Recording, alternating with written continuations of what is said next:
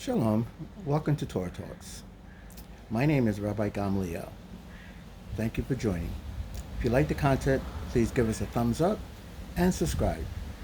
In today's episode of Torah Talks, I wanted to talk about two characters.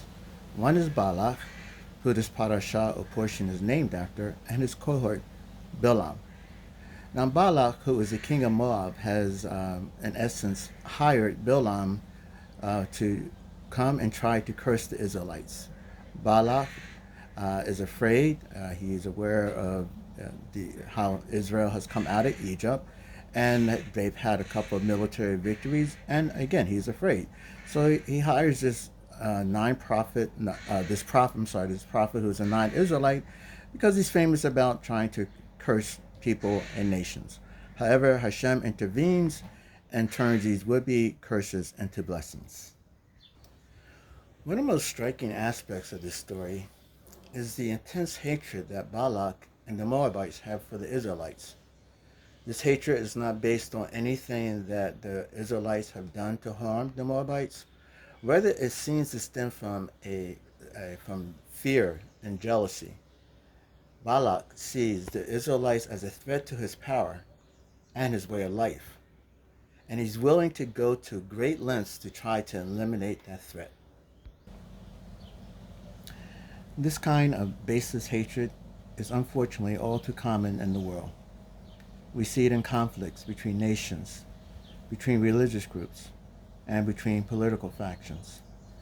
People often fear what they do not understand, and they hate what they fear. They see the other as a threat to their way of life, and they're willing to go to almost anything to eliminate that. But as Jews, we have a particular responsibility to oppose this kind of hatred. Our tradition teaches us that all human beings are created in the image of God, and that we must treat everyone with respect and dignity, regardless of race, religion, or nationality. We are commanded to love our neighbors as ourselves and to seek peace wherever we can. This is not always easy, of course. When we see others acting in ways that we find threatening or offensive, it can be hard to remember that they too are created in the image of God. It can be very difficult to separate the person from their actions and to see them as deserving of love and respect, even when we disagree with them. Although it's difficult, this is precisely what we must do. We must remember that hatred only begets more hatred, and that the only way to break the cycle is to extend love and compassion, even to those who seem to be our enemies.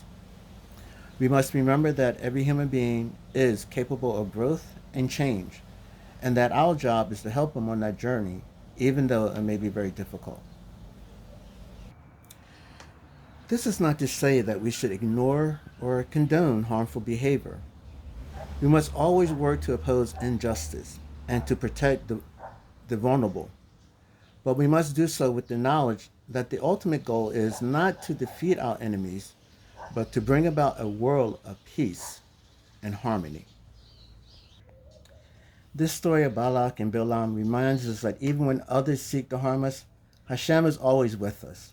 Hashem can turn blessings into curses, and he can even use our enemies to teach us important lessons. We must trust in Hashem's wisdom and guidance, and always strive to act with love and compassion, even in the face of hatred. But why did Hashem prevent Bilam from cursing the Israelites? Why did he choose to bless them instead? Well, the answer could lie in the nature of blessings and curses themselves. Blessings are words of affirmation and encouragement that lift us up and give us strength, whereas curses, on the other hand, are words of negativity and combination that tear us down and weaken us. Hashem knew that the Israelites needed blessings, not curses. They needed to be reminded of their worth and their potential. They needed to be encouraged to continue on that journey, to trust in Hashem's plan for their lives. And so Hashem put blessings in Bilam's mouth instead of curses. But this story is not just about the Israelites. It is also about us and the power of our own words. We too have the ability to bless or curse with our words. We can use our words to build others up or tear them down. We can use our words to create harmony or to sow discord. We must be careful with our words and use them to bless others. As we read this parasha, let us take a moment to reflect on where we see hatred in our own lives and in the world around us. Let us ask ourselves how we can work to break this cycle of hatred and extend love and compassion even to those who seem to be our enemies. Let us remember that every human being is created in the image of God and that our ultimate goal is to bring about a world of peace and harmony, one person at a time. Shalom. Thank you for joining me. If you like the content, please give us a thumbs up and join and subscribe. See you later.